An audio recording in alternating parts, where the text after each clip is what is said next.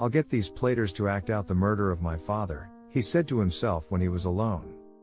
After all, the ghost could have been the devil himself trying to trick me into committing murder. If my uncle gets upset, I'll know for certain that the ghost was speaking the truth. Rosencrantz and Guildenstern reported back to the king and queen and Polonius that Hamlet had admitted he was feeling confused, but had refused to say why. "However," said Rosencrantz, he was very pleased to hear that the actors are coming to court. "They're going to put on a play tonight. He'd like you and the queen to come, my lord," added Polonius. "But in the meantime, I'm going to ask Ophelia to encourage Hamlet to talk her, so we can see what state of mind he's in." The king and Polonius then hid so they could overhear the conversation. Hamlet wandered through the passageway, deep in thought. It had been 2 months since he saw the ghost, and still he had not taken revenge. He was unaware that he was being watched and didn't at first notice that Ophelia was nearby. Whether or not to go on living, that's the question, Hamlet said to himself.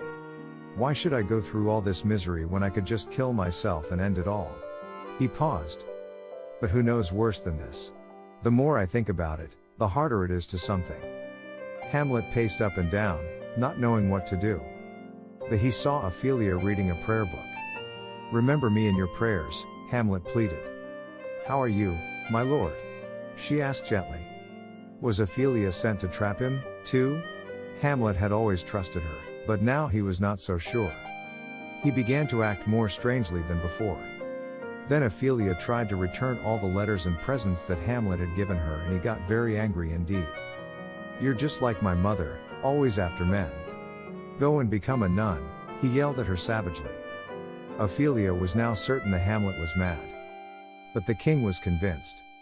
When they came out of hiding, he said to Polonius, "Hamlet certainly isn't mad with love for Ophelia. He's got something else on his mid. Something dangerous.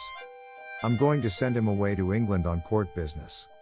"I still think his problem is the result of Ophelia's rejection," insisted Polonius.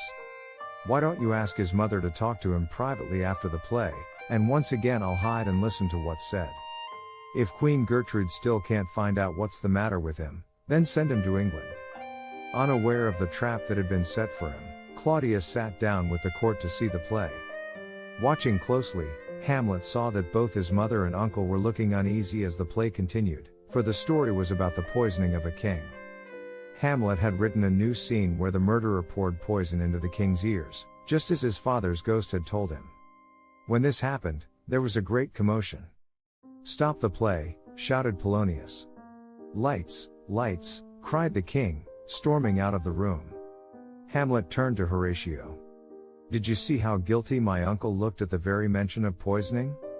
"I did indeed," replied Horatio. Before he could make up his mind what to do next, Hamlet was summoned to his mother's room. "You've greatly offended your father," snapped Queen Gertrude. "Mother, you have greatly offended my father, remarrying so soon, and to someone so unworthy," Hamlet quickly replied. "You forget who you are talking to," said the queen angrily. "No, I don't." Hamlet was bitter. "Just listen to what I have to say." He held his mother down in a chair and she cried out in fright. "Help the queen," shouted Polonius from his hiding place behind the curtains. Hamlet thought that King Claudius himself was hiding there. Seizing his chance for revenge, he drew his sword and began to stab it through the curtains. There was a cry and blood spurted. When Hamlet dragged out the corpse, he discovered that he had killed Polonius. Queen Gertrude was as horrified as her son. "You've committed murder," she cried. "Even murder is not as bad as your behavior," said Hamlet. Suddenly the room became freezing cold. A chilly mist crept under the door and slowly filled the room. The mist began to form into the shape of a man, but only Hamlet could say his father's ghost. "Are you angry that I haven't avenged you yet?" asked Hamlet. "This visit is to spur you on," said the ghost. "But look, your mother is upset. You must speak to her, Hamlet." Obediently, Hamlet turned to the queen and tried to reassure her, but she was terrified at the sight of him apparently talking to no one. "Can't you see him?" Hamlet asked the queen. "It's my father. Look, he's leaving us." But Queen Gertrude could see nothing and was sure that her really was insane. "Don't try to escape blame by saying I'm mad," shouted Hamlet. Confess your sins and have nothing more to do with Claudius. Above all, don't tell him I'm sane or he'll be put on his guard against me. I can certainly promise you I won't do that, said the queen, as Hamlet left her.